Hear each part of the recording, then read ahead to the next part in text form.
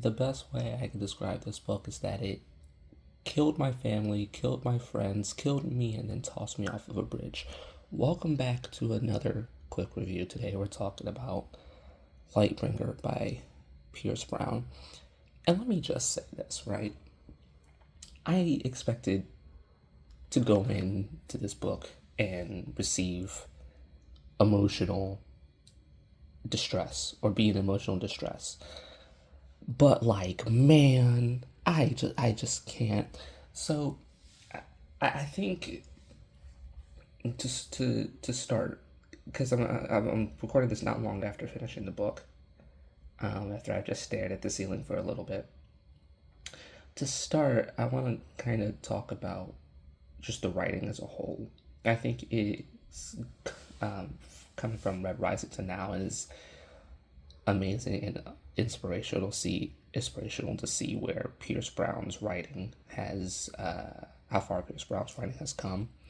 As a person that wants to write myself, I think Pierce Brown is a really good inspiration in that regard, seeing just how long or just how far he's come in how he writes um, his books, his stories, his characters. There's never a character in here that I like that I'm bored of whenever they're on screen, or not on screen, but when they have page time, we'll say, right?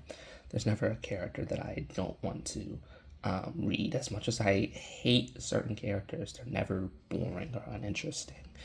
There's always something going on. There's always a moment, and I love that. I also love how much he's developed in regards to writing emotion and emotional scenes. He's always been really good at it, but especially in this book, there's a lot of emotion that comes out that you never really expected to. Um, this is the first book I think where, because for whatever reason, I've read it. I've like to think I've read a decent amount of books since getting back into reading. Um, I gotta find that I don't really cry or tear up when it comes to books. This is the first book that made me did that. Of course, it was the Hangar 17B moment, but this is the first book that made me do that. I cry at everything. I cry at movies. I cry at TV shows. I cry at video games. That's not new. But books has never done that. But this book had me tear up a little bit.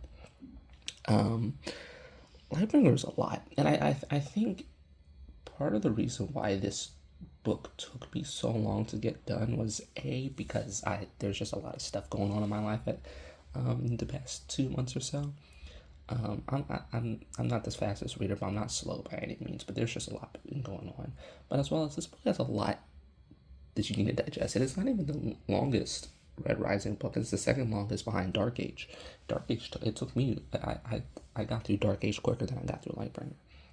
Only some of that has to do with the fact that Lightbringer has so much in there that you need to think about and um, comprehend.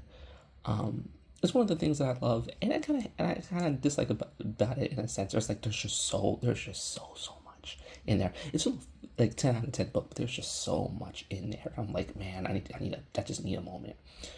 Um, One of the things that I adore about this book is how at times it really scaled back on the action and the big moments to have these moments of silence or these moments of tenderism is not the word, but like these somber moments. There we are. These somber moments to either have our characters just talking to each other or talking about the world at large or our grand plan. And of course, there are these action moments that are awesome, that are amazing. I think to one of the most memorable moments of the book, besides Hangar 17B, was Darrow versus Fa, and the confess moment. Oh my, it was just it was so good. It was so satisfying to read. I loved it.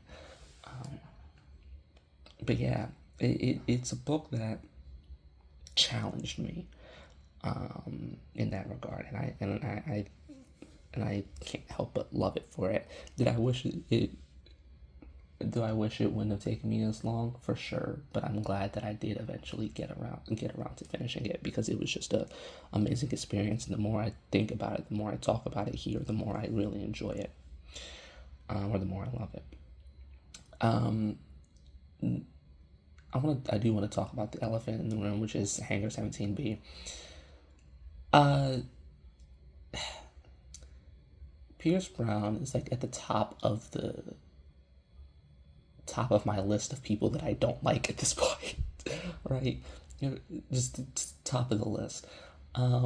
Yeah, man. I just because I think if there's anything, if anything, I think the impact of this scene was lessened just a little bit, just because of the fact that when you get around to Lightbringer, Hangar 17B is like it's like one of the only things you hear about, and so you kind of go into the moment expecting it to be bad, and like it's horrible. I don't like that moment.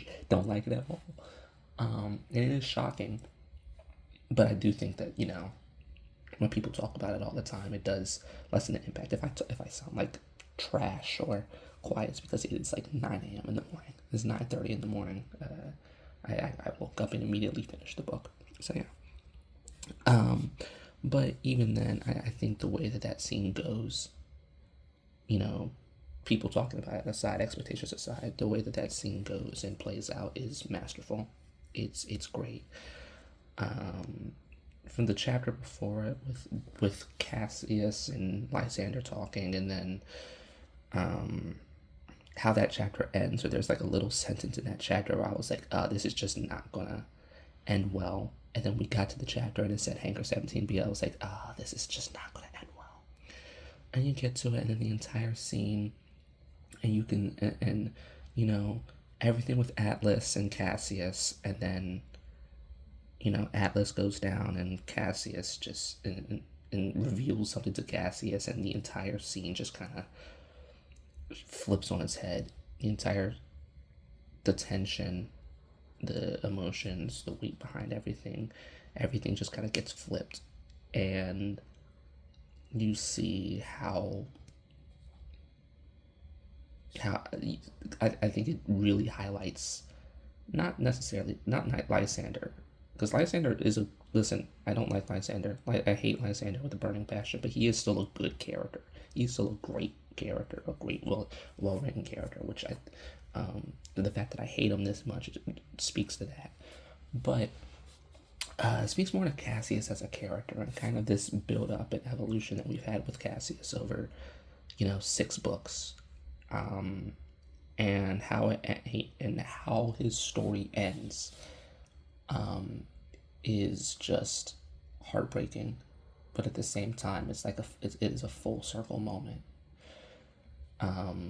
for him, for Lysander, for Darrow. It is a full circle moment, and I absolutely love the way he goes out. Look, that's not true. I don't love the way he goes. I wish he didn't go out at all, but I do love how it was handled, and the fact that it was handled that well, it just makes that scene all the more better. But yeah, every other character is great. Darrow's awesome. Severo's awesome. I love what Severo's given to work with. He's not just this one. This was kind of the case in Iron Gold, but especially in Dark Age, he's not this just one-dimensional character. No, not one-dimensional, but he's not this like wild and out character. He's a character with motivation and meaning that I absolutely love. His loyalty has kind of come back to hurt him, but at the end of the day, he's still Severo, and I love that. Lyria and Volga were all much better. Were just great characters in their own regard. We didn't get to see much of Virginia and Victra and Pax in this book, but the scenes that they did have were all great. And yeah, I need Red God immediately. This is like my first book series that I've really completed since I've gotten back into reading. I haven't finished Stormlight yet, so yeah, I need. It is gonna be weird not reading a Red Rising book for a little bit if Red God even comes out this year. But yeah, that's my review of Lightbringer. It's a 10 out of 10 for me. I don't know if I would call it my favorite in the franchise because it's like it's up there. It's like if it's not number one, then it's at the very least number two. It's fighting for that top spot with Golden Sun. I just love Golden Sun so much.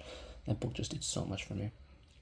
But yeah, it's one or two. It's up there with Golden Sun. But yeah, thank you for watching. I'll be back eventually. See ya. Bye.